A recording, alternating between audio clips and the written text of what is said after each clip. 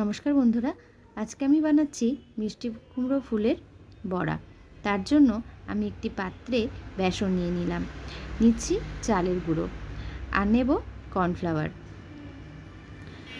সামান্য একটু baking soda দিয়ে দিলাম, দেব গোলমরিচের গুঁড়ো, এটা অপশনাল, ইচ্ছে না হলে গোলমরিচের গুঁড়োটা দেবেন না। দিচ্ছি কাশ্মীরি রেড চিলি পাউডার, এখানে একটু নুনও দিয়ে নেবেন, আমি নুনটা পরে দিয়েছি। এবার সমস্ত শুকনো উপকরণগুলো ভালো করে মিশিয়ে জল দিয়ে ব্যাটারটা গুলে নেবেন। ব্যাটারটা তৈরি হয়ে যাওয়ার পর মিষ্টি কুমড়া ফুলগুলোকে ভালো করে পরিষ্কার করে ধুয়ে নিয়েছি। এবার ব্যাটারের মধ্যে ডুবিয়ে কড়াতে সাদা তেল গরম করে ভেজে নিলেই তৈরি হয়ে যাবে মুচমুচে মিষ্টি কুমড়ো ফুলের বড়া। আজকের মতো ভিডিওটা এখানেই রাখছি, আবার একটি নতুন ভিডিওতে আপনাদের সঙ্গে কথা হবে।